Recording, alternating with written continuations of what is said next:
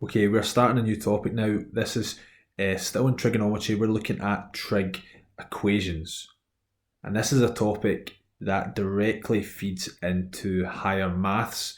So it's a bit of a precursor to trig equations that you would solve at higher maths. So it's very important if you intend to go on to do higher maths that you gain this sort of fundamental understanding of these solutions, because there's a few different things, a few brand new things that we're going to introduce here. A brand new way of using your calculator, a brand new sort of way of solving an equation. So very fundamental topic this, obviously crucial to big topic at National 5 as well. So really important one to try and get your head around. So we're going to start by, it's intrinsically linked to the trig graphs, okay, solving a trig equation. So we're starting by looking at a sine curve here. Now this is y equals sine x.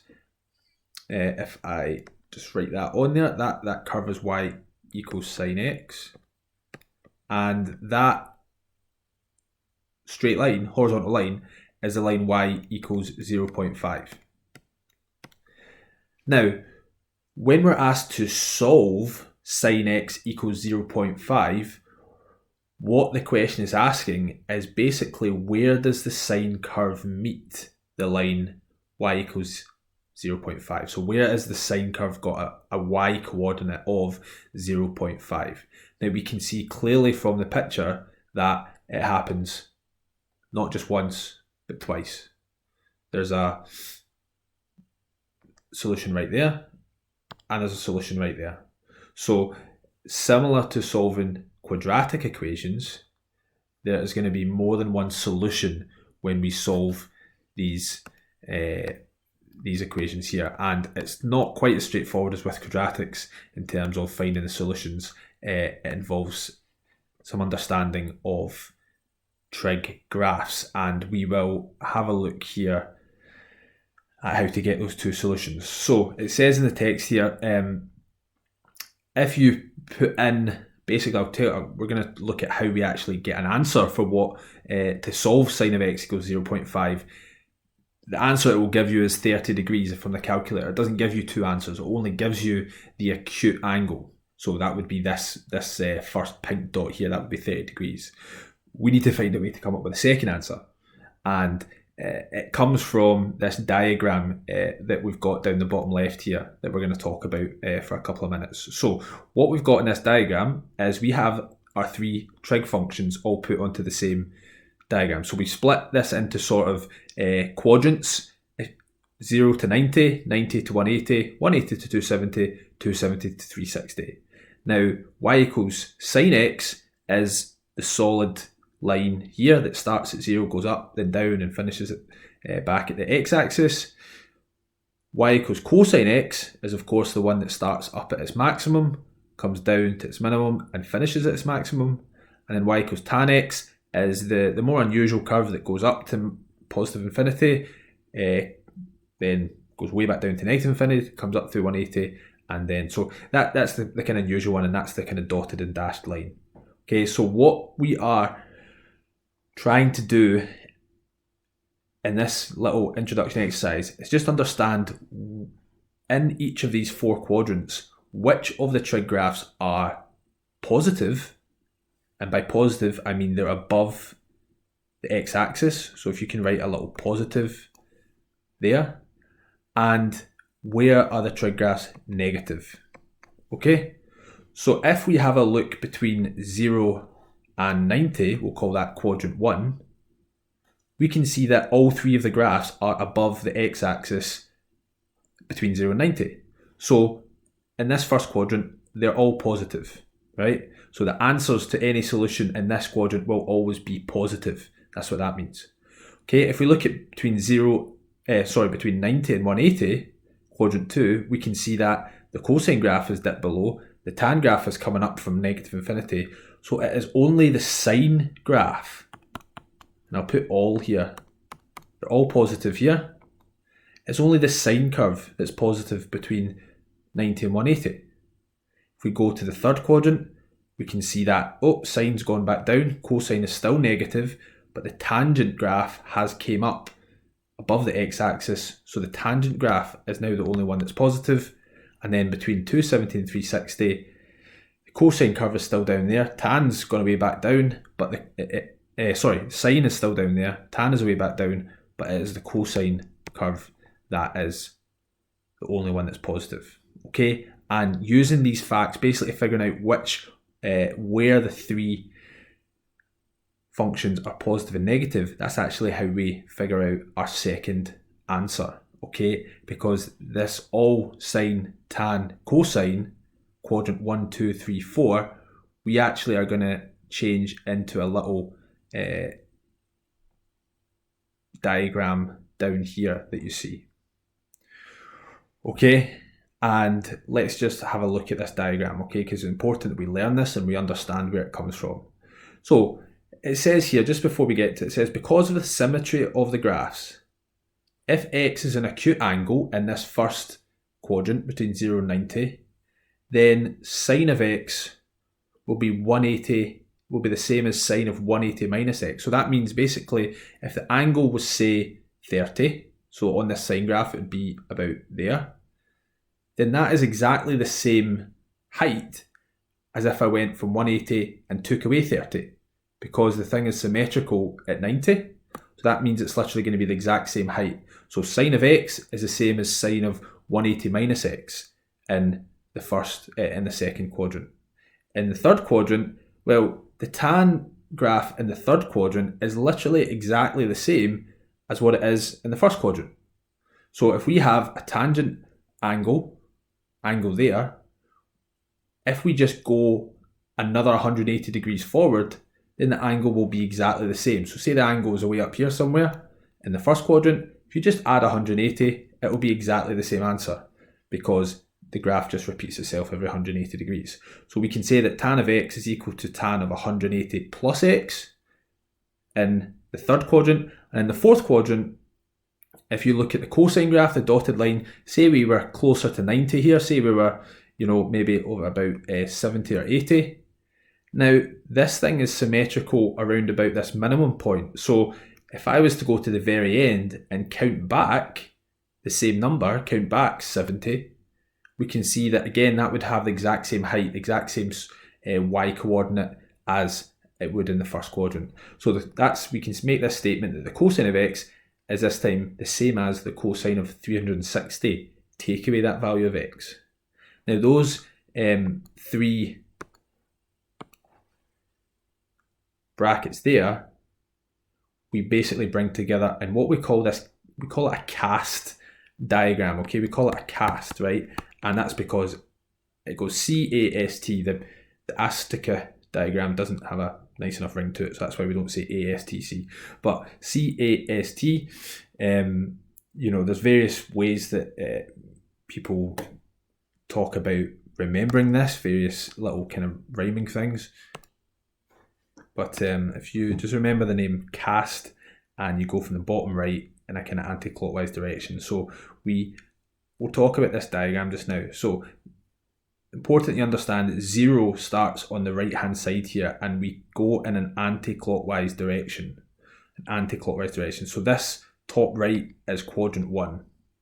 Okay, and in quadrant 1, all of the trig functions, like we have in our diagram up here, all of the trig functions are positive. So whatever the answer comes out of a calculator, that's just a positive answer for one of our angles. In quadrant 2, we've made the statement here that only sine is positive, which we've seen from the graph, and we actually get our answer from doing 180 take away x, because we've looked at the same symmetry of the sine graph there. So quadrant 2, only sine that's positive, and our second angle, if it was in this quadrant, would be 180 take away the acute angle. Moving down to the bottom left, quadrant 3, we can see again from our diagram, we've stated that only tan is positive, and we actually get our angle here, our second angle, from doing 180 add the angle, so 180 plus x, and we've proved that is the same as the tangent of the angle from our little statement above. And then the fourth quadrant is, again from the diagram, only cosine is positive, and we get our second answer for doing 360 minus the angle. So fundamentally, we're going to have two answers here. The way we actually solve this, we've not learned yet, and we'll do that in a second, but we're going to have one answer, which is always going to be in our first quadrant. It's always going to be an acute angle between 0 and 90, and then our second answer, we're either going to be 180 minus x, 180 plus x, or 360 minus x. Okay, and we'll do some practice, and it's just, again, it's difficult to understand a wee bit. It's a little bit abstract to begin with. It's a lot of new stuff here, but when you learn the process, and if you remember your cast diagram, it becomes really, really straightforward. Okay, and a little statement there, it says, when solving trig equations at National 5 level, you must remember to make sure your calculator is in degrees mode. So if you look at your calculator, if you look at the screen, at the top, it should say either a D or a DEG. Just make sure it doesn't say R or RAD, because that is a different type of angle that you will learn at higher, but in National 5 it must be degrees. Okay, so let's start with some solutions, start with some problems, and we'll go through step by step how to solve these. So very, very basic to start off. Solve for x is between 0 and 360. Now, why does it not just say solve for x? Well, that's because, remember, that these waves are continuous on and on and on and on and on, but we are only interested in the solutions in our, first between 0 and 360 degrees. We're only interested in those solutions. There will be more solutions if we continued on past 360, but we're only interested in the solutions between 0 and 360. Okay, so here's how we solve it. The equation is cosine of x equals 1/2. Now, for example, if this was 2 of x equal to a say any number, 0.5, and you were asked to solve this, now what you would do is you've been told since first year, you do the opposite operation to get x on its own. So the opposite of 2 times would be divided by 2. So you would say that is 0.5 divided by 2, right? That's what you would do. If it was x squared equals 0.5, again, you've learned this more recently, the opposite of squaring something is to do the opposite function, which is the square root of 0.5.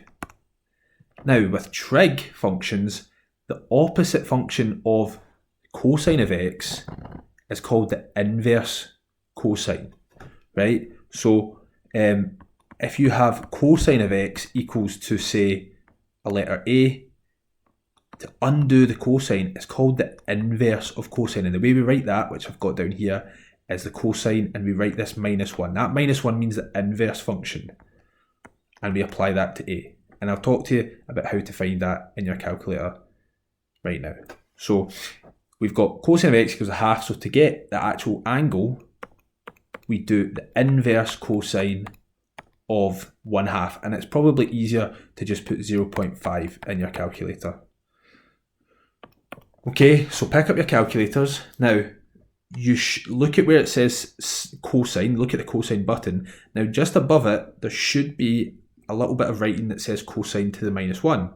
So what you're going to have to do is either press your second function and hit the cos button, or your shift button and hit the cosine button, and you should see in your calculator it says that inverse cosine, which is cosine and then a power of -1. Then just hit your 0.5, and what you should get is an answer of 60. So that is one of our solutions. Now, in order to get the second solution, we need to look at our cast diagram. So draw this at the side.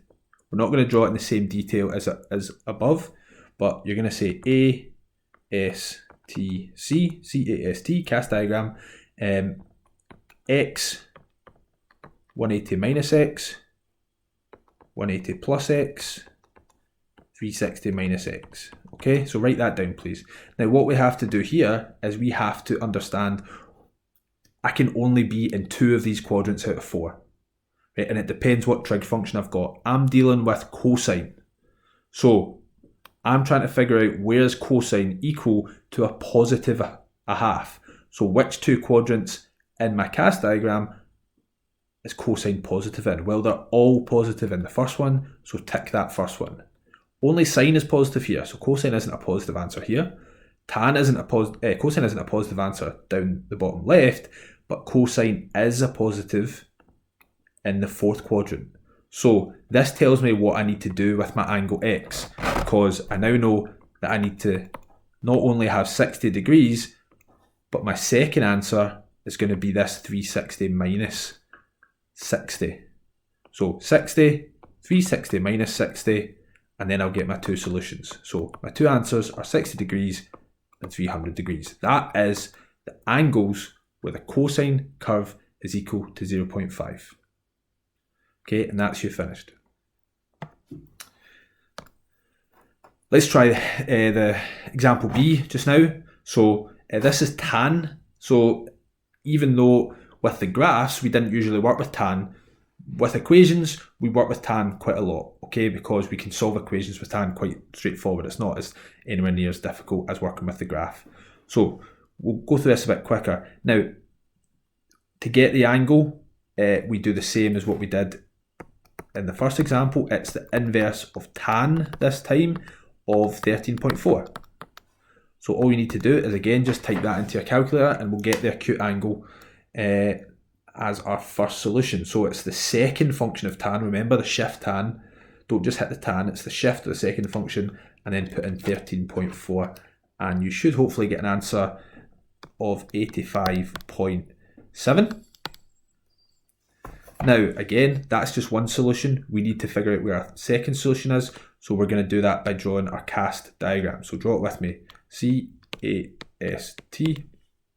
We've got x, we've got 180 minus x, 180 plus x. Please make sure you're writing all of this on every time so that you never forget what to do in each quadrant. So we've got tangent that is equal to a positive 13.4. So again, we're looking for the two places where tan is positive. Hopefully you're getting the hang of this now. Tan is positive in the first one, so that's one of our answers. We know that already. Tan is only then positive in the third quadrant. So what do we do to get our second answer? We do 180 plus 85.7. So our two solutions are x equals 85.7 degrees and 180 plus 85.7. So two solutions, 85.7 degrees and 265.7. And that's you finished. So what you should do now is try a few questions where we're just dealing with positive numbers first. So sine, cosine and tan equal to a positive number, do the inverse to find the acute angle, and then use your cast diagram to find what to do for the second angle. Okay?